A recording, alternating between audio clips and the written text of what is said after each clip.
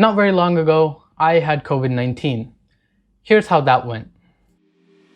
The current pandemic has undoubtedly changed our lives, characterized by things such as empty public spaces, a questionable level of dedication towards working or studying from home, and challenging established hygiene norms. Wearing a mask, washing our hands or sanitizing them, and distancing ourselves from other human beings, or simply staying at home have become a huge part of many of our lives. However, despite several precautionary measures, many of us still get infected. So a while ago, on a particular day, everyone in my family, except me, started noticing symptoms generally associated with COVID-19. So we all got tested, and everyone else's report came back positive, but mine was negative. Now, in an effort to keep me disease-free, I was isolated from the rest of my family. However, this effort was futile as the next day I started developing symptoms. And after getting tested again, my report came back positive.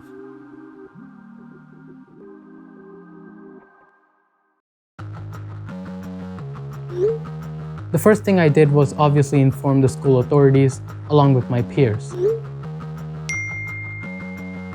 I even managed to get a few of the end-term exams postponed, which received widespread appreciation.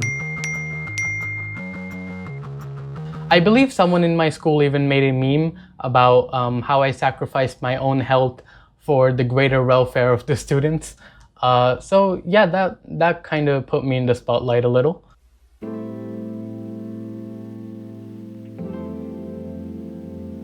For the first 2 to 3 days, I would occasionally get a fever or a headache.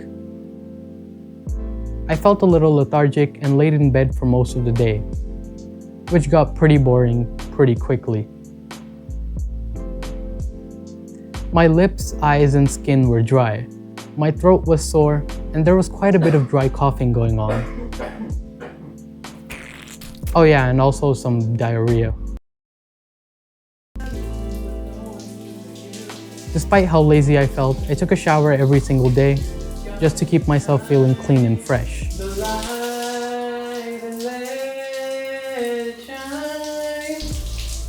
If my incredible singing skills didn't get you to subscribe, then I quite frankly don't know what will. Also, do you ever just look in the mirror and think to yourself, wow, I'm really good looking? Yeah, me neither. During this time, it was important for me to drink a lot of water and keep myself hydrated to recover from COVID. By the way, I don't actually drink out of these glasses on a regular day-to-day basis. These are the fancy glasses, and I've been told to handle them extremely carefully. Now, food was a bit of a concern, because we had to eat things that were healthy, but also easy to prepare, so that no one got too tired making food. So I had to eat a lot of fruits, vegetables, and other things that kids my age tend to avoid. We all checked our oxygen saturation and temperature quite a few times throughout the day, just to make sure everything was fine. We also took some medicine and did some other things to help us get better quickly. Anyway, as the days passed by, the 4th, 5th, and 6th days were when I felt the weakest.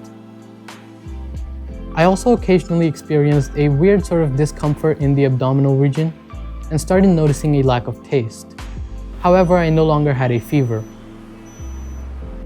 I spent most of these days watching movies and taking naps. Speaking of naps, COVID really changed my sleep schedule. I usually don't take naps throughout the day, but rest is essential when it comes to recovering from COVID, and hence I was napping quite a bit. Apart from that, I also disabled all alarms for about 2 weeks.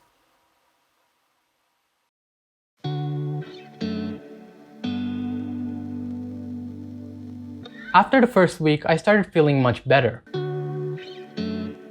I no longer felt as weak, my sense of taste was gradually improving, and I no longer felt the need to take as many naps in the daytime. I was still coughing pretty often. However, it was no longer dry coughing. Instead, I was actually releasing phlegm. Now, something else came up during this time. Remember earlier in the video when I said, I even managed to get a few of the end term exams postponed. Yeah, well, it was time for those exams. Now, the school authorities gave me the option to not take the exams at that time if I didn't feel well. Being given such an opportunity, it felt almost irresponsible not to use it. No, I'm kidding. I actually wanted to take the exams just to get them over with, but I wasn't quite able to. Even though I felt better than before, I still didn't have enough energy to sit down and study for a long period of time.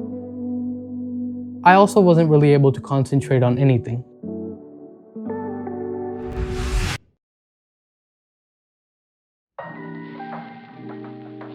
So yeah, I didn't take the exams.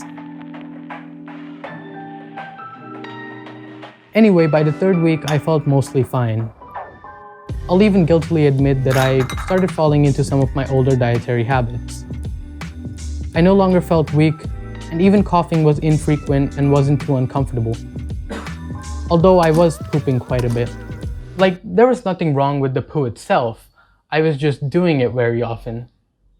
That's probably too much information, but you're the one who clicked on this video about my COVID experience, so it is what it is.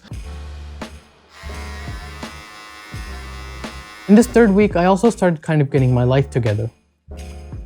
I started setting alarms and waking up at a fixed time daily. I even started some light exercise, since it is believed that doing so can help one recover from COVID-related fatigue. At this point, it seemed like a good time to start doing some work. This mostly included household chores and other miscellaneous stuff, as I still wasn't able to do anything that required serious brain power, and I also wasn't quite as energetic as usual. I'll also make it clear that I was only doing this kind of productive work for a fraction of the day. I still spent most of my time goofing around or doing some hardcore gaming.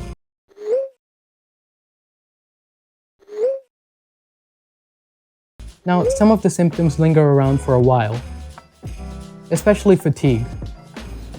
But apart from that, I wasn't facing anything severe throughout the third week. And even the remaining symptoms no longer felt as a threat to me or anyone else in my family. Now, it's only a matter of time and unfortunately some painfully healthy practices before I'm able to function like I normally do. Now, there's something I want to say. I was incredibly lucky in the sense that I didn't face any, or for that matter, nobody in my family faced any critical health issues due to COVID-19. But unfortunately, that's not how it goes for everyone.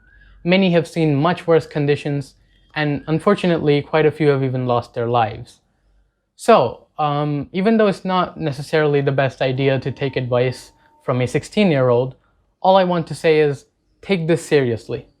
If you live in a region that is affected by COVID-19, then try to stay at home as much as possible. And if you do go out, wear a mask, clean your hands, and take every precautionary measure that you possibly can. And yeah, that's all I really have to say. Thank you for watching this video and giving me views.